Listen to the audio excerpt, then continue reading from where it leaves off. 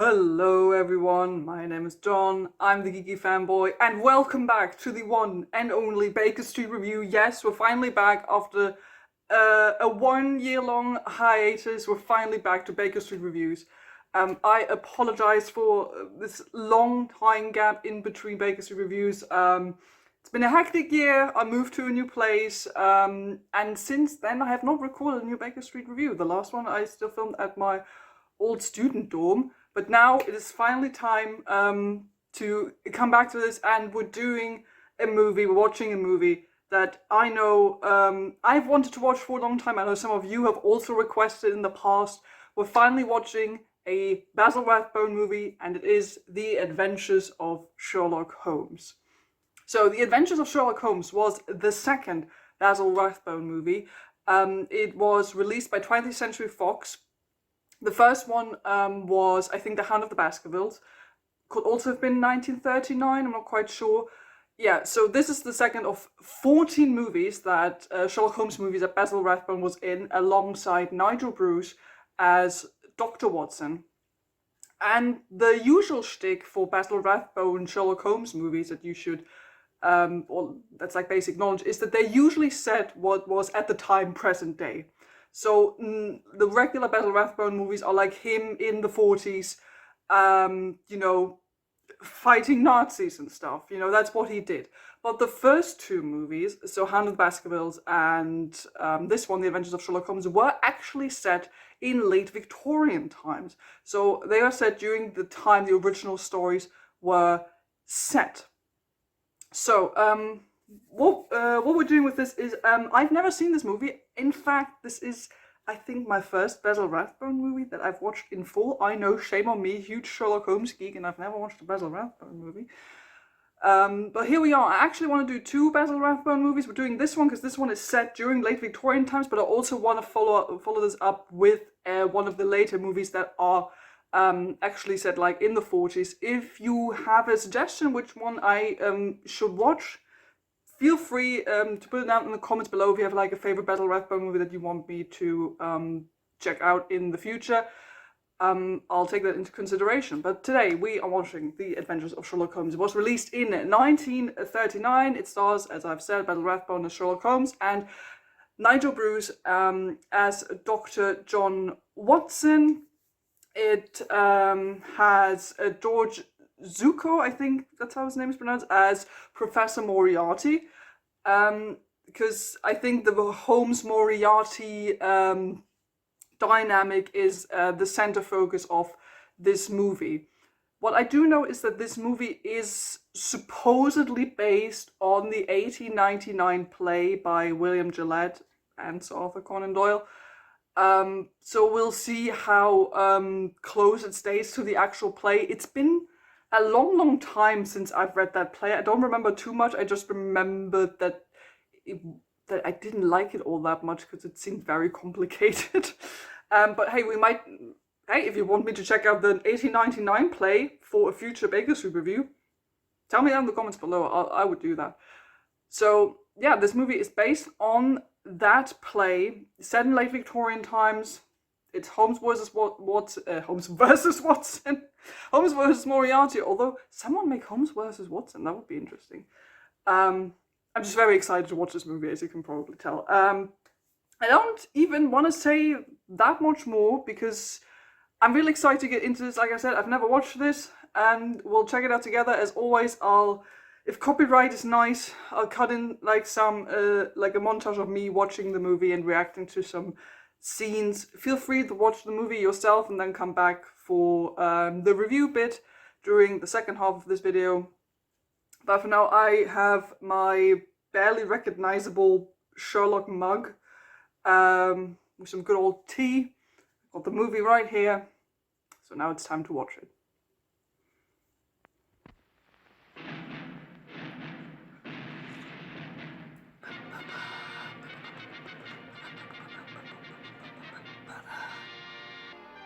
With live action Basil Rathbone in the background. I just love the openings of like old 30s and 40s movies. They just don't make them like this anymore. Professor Moriarty, for 11 years he has eluded me. All those who opposed him are dead. He's the most dangerous criminal England has ever known. Sherlock Holmes, 9th of May, 1894. The prisoner will rise. Well, that's probably Moriarty. Prisoner guilty on. There he is. Important new evidence. The man, the myth, the legend. Mr. Holmes, the prisoner has been discharged. But my lord, you can't let Moriarty go free. He killed Lorraine.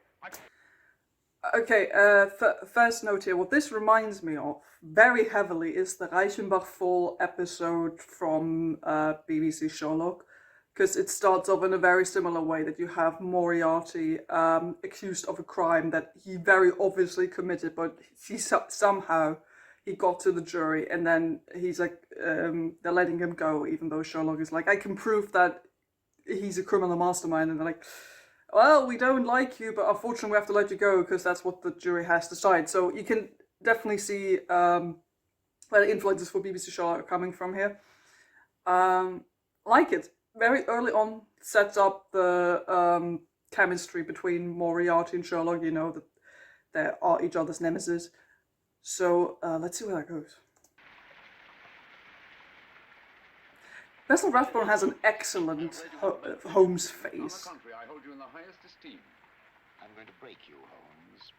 I'm going to bring off right under your nose the most incredible crime of the century, and you'll never suspect it until it's too late.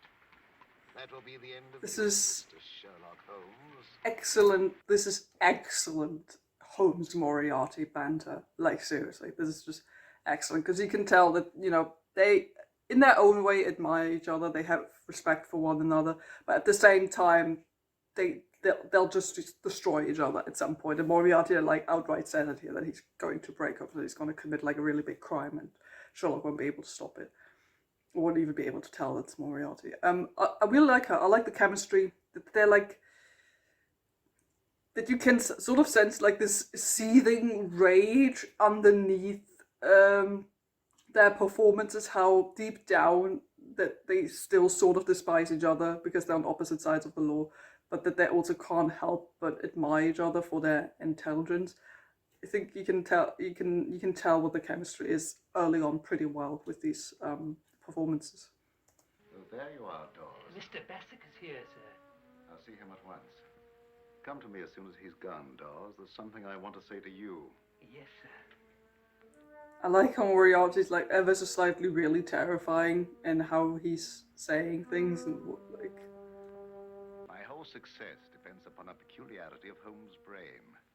Its perpetual restlessness. Its constant struggle to escape boredom. Holmes again? It's yeah. I was gonna say. A spoiled boy who picks watches to pieces. Sir Ronald Ramsgate, Constable of the Tower of London. Germ of a crime, Bassett. A truly great crime. A crime that will stir the empire. That children will read about in their history books. And you're going to be part of it, Bassett. Okay, quick theory. Because it's the Tower of London. And crime of the century, people will remember. Is it the crown jewels? Because it's usually the crown jewels, isn't it? When it's like about the tower and committing a crime there. Is that what this is going to be? Is Moriarty going to steal the crown jewels? Because that would also be exactly what happened in BBC Sherlock. So I'm kind of assuming that's what's going to happen here. Quick note: I really like what's his name? Zuko's performance as Moriarty. Like this slightly condescending intelligence that like seeps through every word that he speaks, but that is also like strangely polite, but also ever so slightly terrifying, where he like really kind of gives you the creeps. So I'm really enjoying the performance here. We've seen this somewhere in another Sherlock Holmes movie, haven't we? Sherlock trapping some spiders in the glass and playing the violin to train them. That's something we see in Guy Ritchie's Sherlock Holmes Series 9, first movie with Robert Downey Jr. Nice! It's cool to see like that several adaptations seem to have taken inspiration from the Basil Rathbone movies. It's nice to see. Well, Billy. That's a fetching little frock that you're wearing. Mrs. Hudson made me put it on, sir. I was afraid Mr. Holmes or you would see. Oh, I think he looks alright, yeah. Watson, don't laugh. Boys can wear dresses. Quick side note here, so Billy, I think we also see Billy in like BBC Sherlock, that's like the homeless boy. Sherlock Holmes occasionally hires to do some side jobs, which I think is a name that Sir Arthur Conan Doyle like took over from, I think, the play. Because like the errand boy was a thing in the previous stories, but he never had a name. And in the play, I think, in this movie, he was given the name Billy, and then Sir Arthur Conan Doyle like just took that name and used it for the character, I think, in later stories. So yeah, that's who that character is. I've taken the most efficient steps of keeping in touch with Moriarty. You're having him followed. Oh, don't be so crude, Watson. Oh, what are you doing? Nothing. Nothing. It's as easy as that. My dear Watson, you needn't check Merrick Merriver, Watson. And what are you doing with that infernal fiddle and those flies? I was observing the reaction on the common housefly of the chromatic scale. As always, I love when we just have back and forth banter between Holmes and Watson. Always a big fan of that, just them. You know, sort of like, again, I love it when there's a domestic feel to Sherlock Holmes movies. So whenever we have just Holmes and Watson hanging out, talking stuff, talking cases, talking crime. Love it, big fan. I love that Watson is more concerned about Moriarty at the moment than Holmes seemingly is, which is kind of cute. We have this lady coming in now. This lady calling on Holmes who's about to come in, who wants his advice on something. I mean, that is presumably related to Moriarty, who wanted to send that letter to Holmes. So I'm assuming there's like some kind of connection here. So let's see what happens. Amazing. No. Elementary, my dear Watson. Purely elementary. There we have it. The most famous line that Sherlock Holmes has ever uttered, but not canonically. So I think I've spoken about this before. Elementary, my dear Watson, was never said in the original Sherlock Holmes stories. It's sort of like a BB Upscotty kind of thing, where it was never said in the original, but everyone like associates this line with this particular character. Since this movie is based on the play, I'm guessing that's why they have this line from, because Elementary, my dear Watson was presumably first heard in the 1899 play and was then popularized by this movie that picked up like certain story elements of the play. So it's fun to hear that now, like with the right context. About this, Sir Ronald. A typical crank letter. Besides, no professional thief would risk stealing so famous an emerald. He certainly couldn't sell it as it is. Perhaps not. You can depend on me. Thank you. Now I feel sure the jewel will be safe. Little enough to do for you, Sir Ronald. Okay, before we meet the next person at the door, again, I love how the dialogue flows in this. It's sort of how I always imagine how it goes when I read the stories. It's just like very quick back and forth, casual. Holmes knows what he's talking about. It's a quick exchange of information. Holmes is like sort of going about his business, you know, smoking his pipe, which is the pipe we're used to. That's a bit curvy, which is also a pipe that we got from the play, the 1899 play.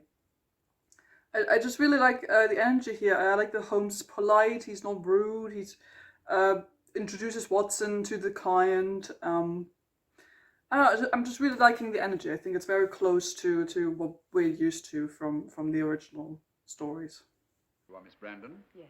I'm Sherlock Holmes. Yes, I know. Let me introduce you to my associate, Dr. Watson. How do you do? Sir Ronald Ramsgate. Mr. Holmes, This lady has no time. I've got what I wanted, so I think I'll be going along. Mr. Holmes, I'm so frightened. What are you frightened of, Miss Brandon? Murder. Sit down, Miss Brandon. I love the immediate shift in tone here, which is also something I like about Sherlock Holmes as a character. He always usually emotionally reacts appropriately enough, I think, for his clients, that he's like always aware of when they're actually concerned. Because at first he's like, I don't know what I can really do to help you, because, you know, I'm socially awkward, so don't ask me about that stuff. But as soon as she's like, I'm worried about murder, that I might get killed, he immediately is on it and takes her seriously, which I like. You can see that in Watson as well. And I know that's what I usually really like about Holmes as a detective in general. He takes his clients seriously enough, even though if at first he might think that they're talking rubbish, but as soon as he can honestly tell that they are worried about something very serious, he pays attention and it's like, okay, sit down, calm down, we're going to talk about this. Ah, it's the other drawing we saw Moriarty had made.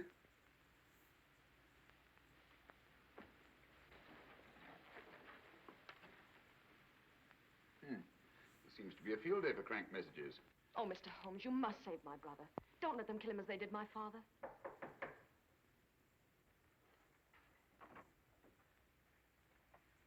Who is that now?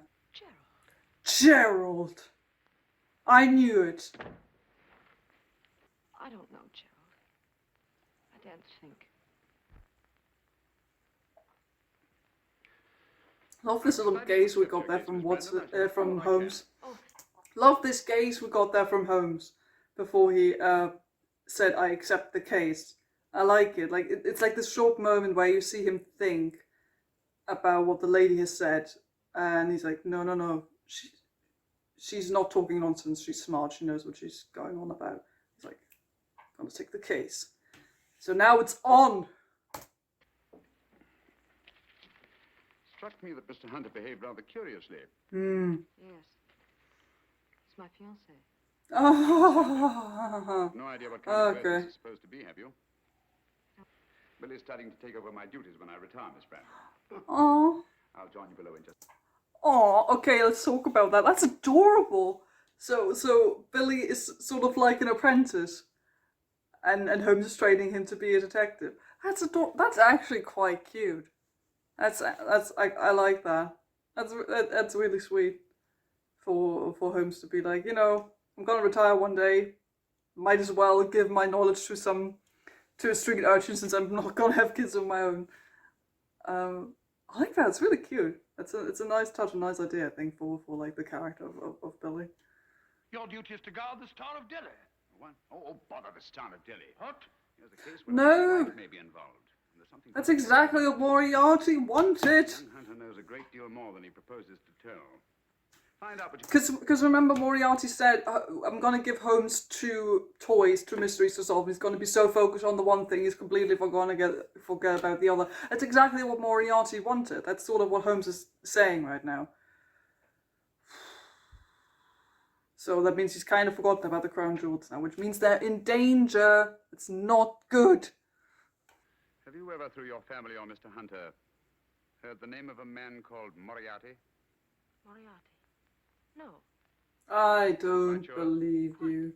Why do you ask? I'm sure everything will be taken care of to your satisfaction. Oh, there's Moriarty. Implicitly. Well, there will be no difference. I knew that there was something going on. There had to be a stupid connection.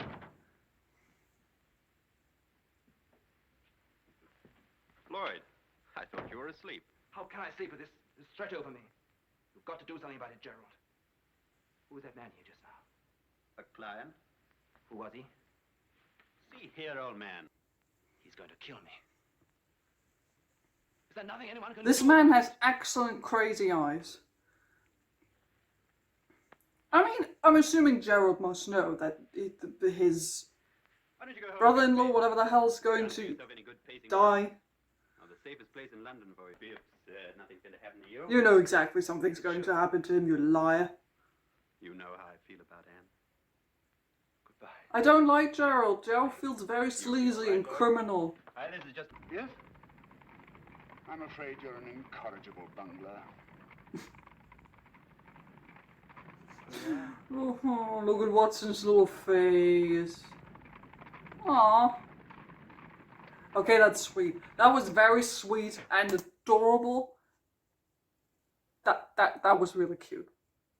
I love the chemistry Holmes and Watson have in this. You can really tell that they're comfortable with one another. That sure, Holmes is you know his occasional, slightly insulting self, but is always making sure that Watson is still staying positive. He encourages him that he does good work, even though sometimes he stumbles a bit. I like it. It's good chemistry so far. It's only less than 1 hour to go. Okay, so the mystery is set up. It's going exactly as Moriarty wanted. Holmes is focusing on the story of the lady instead of focusing on the crown jewels. I'm assuming he's going to steal. He's in on the whole murdering the brother of the lady plot somehow. I'm assuming Gerald is maybe supposed to kill the brother. We'll see what's going to happen, since there's going to be this like garden party that the sister doesn't want to go to, and presumably that's when the brother is supposed to die. So we'll see if that happens. So far there hasn't been any like actual like crime, no murder yet. We'll see if that happens, but the stakes are like slowly rising. Okay, here's the brother, nervous. There's the guy Moriarty was talking to. It's his assistant. There's Gerald. Gerald!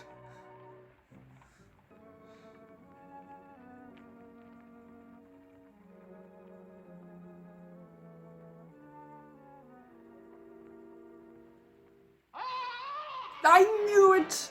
I knew it! Look at all the panicked reaction shots. People are running, there's exciting music. You're probably not on time, something horrible has happened. There's the murder. It has occurred. Okay, so the thing is, we didn't see who it actually was, because of course we did see Gerald with the gun following him, but we didn't see him going into, what was it, like a park or something? We didn't see who followed him. Like, we didn't actually see who did it yet. It was presumably Gerald. But who knows? I would also be ready to be surprised. Let's see what happens. And you, Inspector? I don't know how much you know about this business, Mr. Holmes, but this time I'm a little bit ahead of you. Excellent, Bristol. Then you've already... Okay. I was assuming for a second, okay, if it's an inspector, it might be Inspector Lestrade, but it's not, it's someone else. But I love how, just like with this few couple of lines, you immediately have like the Lestrade energy. It's like, well, this one time I'm actually ahead of you, and Holmes is probably going to be like, you know what, I actually know so much more than you assume right now. I just love how this movie manages, like, with just a few lines, or how they are delivered, how the movie manages to like nail the feeling of the characters and of the atmosphere. That even if you're not a Sherlock Holmes fan, you immediately get the sense of who these characters are, what's going on. And if you're a Sherlock Holmes fan, you're like, I know what you're doing. I like it. Like what's happening. The corpse with this in your hand, and him with his head bashed in.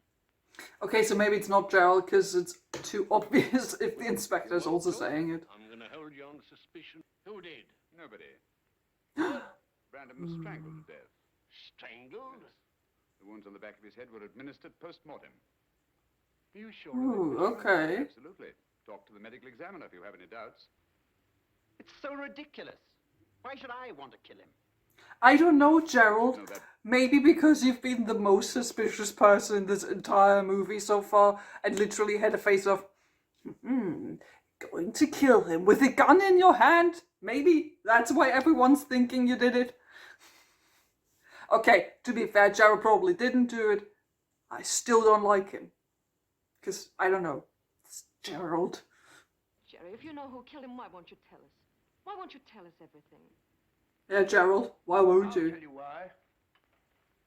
I've been watching you, Mr. I love how Watson's like, I know the secret. Whatever Watson has found out, you'll know inevitably. Not. Well, it won't get us anywhere. He won't talk until he's ready. And anyhow, you haven't a case against him yet. Why not leave him at large? Have him watched and see what happens, for a day or two at least. Oh, how Holmes is just like roping in this inspector for his own plans, and he doesn't even know. To a lot of attention. Why did you try to keep me from seeing Sherlock Holmes? Why did you follow Lloyd with a revolver in your pocket? Yeah, Gerald. Makes me afraid so. Tell me all your Even if you- secrets. Darling. Don't say anything. I say there. Has something happened? Definitely. Would Oh, you mind yeah. moving back a few paces? Not at all. Thank you. Perhaps Shush. I can find a doctor. I'm He's a doctor. What's the matter with you? I know. I was thinking of you. I love Watson's attitude. No, perhaps it doesn't matter at all, Watson. We'll see. I've always thought those things in very poor taste. Fancy going about with a dead animal's foot dangling from your pocket. Yes. And then Yeah, we'll Watson knows proceed what's with murder. going on. Very careless. Maybe he was left there on purpose. Maybe that's what's going on. I feel like there are already some clues here, but I'm not that good at putting them together. But we're like halfway through. So far the plans have not come together yet. The movie is more focusing, similar to Holmes, which makes sense, on the whole what's going on with Anne, instead of what's actually going on with the freaking crown jewels. So let's see how that proceeds. Isn't that the same weird music we heard Moriarty's plays? It's the actual guy who makes the music there. Is it Moriarty's villain entry music? Does he just have a guy there with us there for him? The guy's really just standing there playing the music. Dang! Look at him! Moriarty just hired a man to play ominous villain music. What was it about the music that frightened you? I heard it once before, Mr. Holmes. Uh-huh. Only once, when I was a little girl in South America. The night my father was killed. It's quite possible. Okay, so Moriarty also killed the The dad. impression was Mr. Holmes, would you mind going now, please? Yes, yes, of course.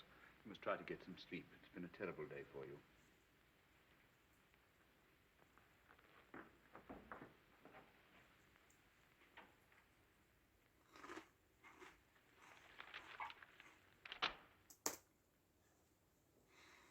Do we think Anne is in on it? Because I'm getting vibes. I'm starting to get vibes. I want to know what you were thinking. If you thought Anne is maybe in on it while you watched the movie. I don't know. Let's see. Here there, Watson. my hearing is in no way impaired, thank you. Watson with the frickin' one-liners. This comes from Chile or Bolivia. Yes? I've identified the death music, Watson. The melody Miss Brandon played for us last night. It's an ancient Inca funeral dirge, still used by the Indians in the remote Chilean Andes as a chant for the dead. What on earth has that got to do with Professor Moriarty? Okay. Ancient native death songs have entered the chat. That's what's happening now. I have honestly, at this point, no idea really where this is going. I'm still assuming Moriarty wants to steal the crown jewels. I'm having weird feelings about Miss Brandon. I don't know if she is going to be the next victim, if she's in on something. I don't know. There's a lot of weird stuff going on at the moment. To make an appearance. Perhaps take a walk through the grounds. I warn you, it may involve considerable risk. But I think the kind of woman I take you to be would rather risk everything on one venture than live the rest of her life in the shadow of doubt and death. Yeah, come on, you're a tough girl. You are right, Mr. Holmes. I'll do as you say. Thank you, and goodbye. I'm going to delegate the most dependable man I know to guard the Star of Delhi in my place, while I keep an eye on Miss Brandon. So Watson is taking care of the crown jewels. You, my dear fellow.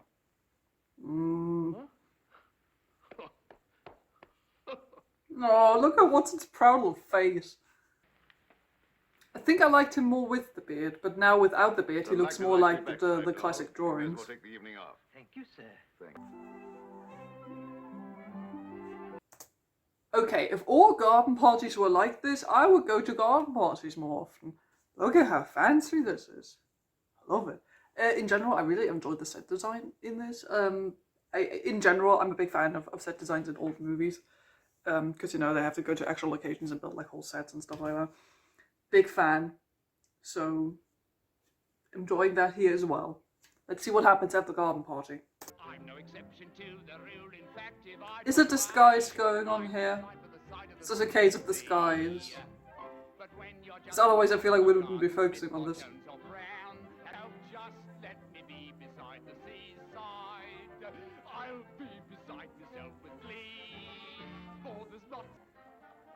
It's Holmes. Called it! Called it. What do you want? We did have an appointment, you know. Sherlock Holmes, Ronald. He gave me his word he'd be here, sir. Sent me in this place? You? Well, sir, I've been with Holmes on a good many Don't cases. diss Watson, he's capable. I suppose you'll be wanting to see mine. Yes, please. Yeah. Yeah, let's see your identification, sir. Huh? Huh? Everything seems in order, Sir Ronald. Ah, I knew it. Ah, there it is. Now the plan is being enacted. I love how the plan so far just seemed to be, let's disguise sneak in, then we just ambush them in the dark. I don't know, this thought it would be a bit more sophisticated, you know, as they say. But we're not done yet. I mean, it's 20 minutes left. Let's see what's going to happen. Aha! Hang on, has he been hiding there the whole time? So they dropped the actual jewel, they put it back, and someone's been hiding in there the whole time, they didn't see him? How?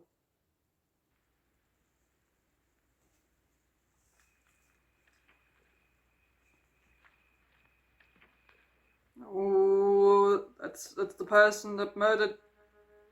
And it's the creepy Moriarty death villain music again. That's how much all the years have counted. You think I want to hurt you? I don't know why I don't. Oh, Gerald. Oh, you just ruined your relationship, mate. You just absolutely destroyed it. Wait, come here, Anne. It's not like I just threatened to hit you. Oh, Holmes is in his classic outfit. Even though he's in town, so it doesn't make sense for him to wear Deerstalker. Come on, Holmes, to the rescue. Tackle him now. Or tackle her. Yes. Is that how that works? Yeah, got him in the back. So that clears up our case. Clears it up. We've only just begun. Come along, Watson. Quick. Yeah, come on, Watson. It's only just begun and we have 10 minutes left. That he could steal the emerald. Well, he didn't get it. We fooled him. That's exactly the point, Watson. He didn't want the Star of Delhi. Aha. No. The real crime has not yet come to light. Okay. He caused a man to be murdered solely in order to distract me. He's... Hi, cabby. Never mind. Get in, Watson. Yeah, Holmes is driving. The plot and the fog thicken.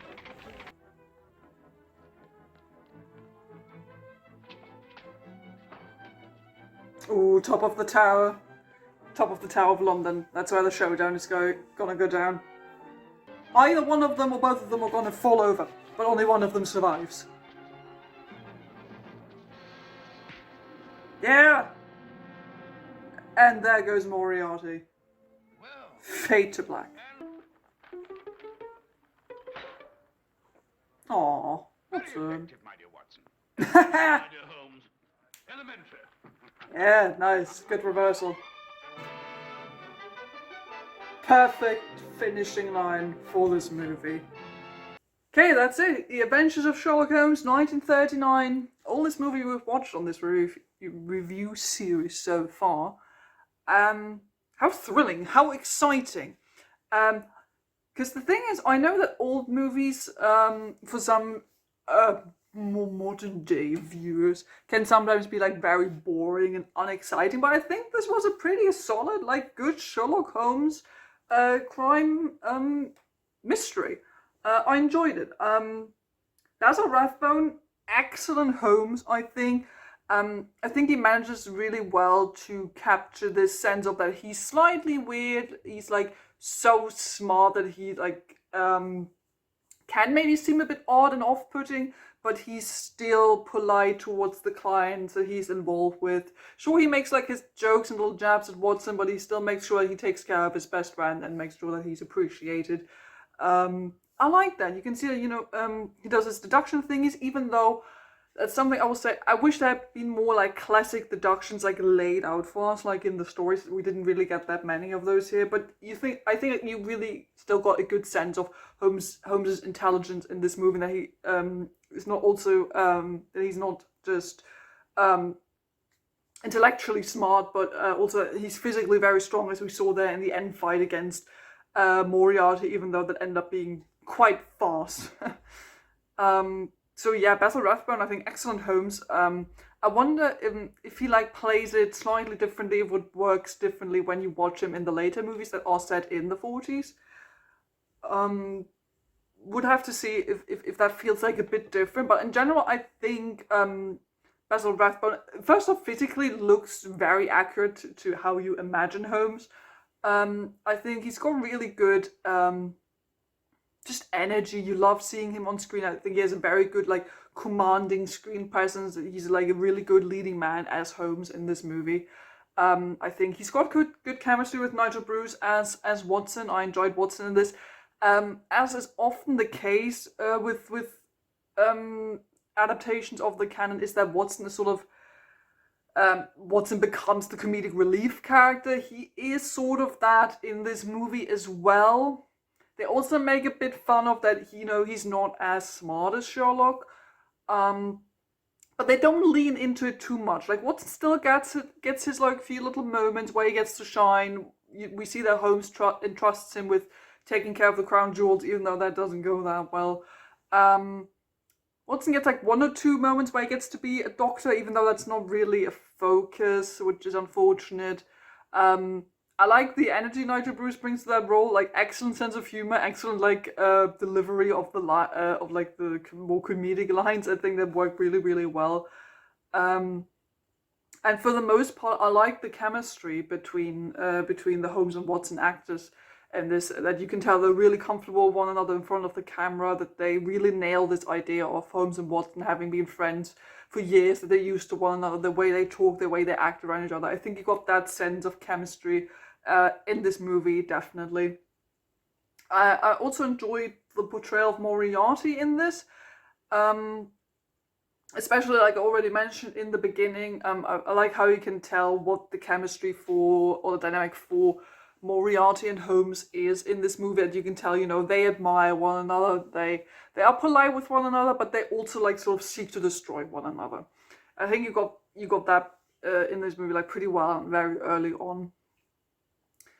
I also really like Anne as a character. I like that, you know, for a movie from 1939, she isn't, sure, she has her damsel in distress moments, but she was never like too annoying as a female character from a 30s movie, you know. She does have her moments where, sure, she is like the damsel in distress, but also her moments where she's strong and independent, where she says, yeah, I know I'm scared, but I'm going to do this anyway, because I want to help. I like that you could see that here, that she had her own ideas about what she wanted to do, that she went out there to get help, even though Gerald didn't want her to do that.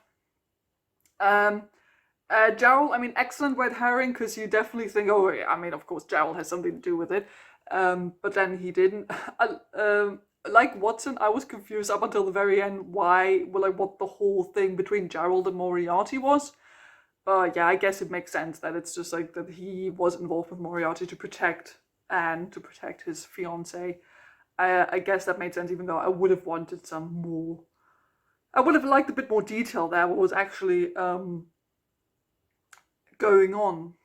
Overall, I think the story is perfectly serviceable. This has nothing to do with the play this is supposedly based on. The only thing this story keeps in this movie, like from the play, is the Moriarty Holmes nemesis chemistry. That's like the only thing this movie is keeping from the original play. Everything else is completely different, like really completely different. Like I don't even know why they put based on the play in the opening credits, because that makes no sense whatsoever.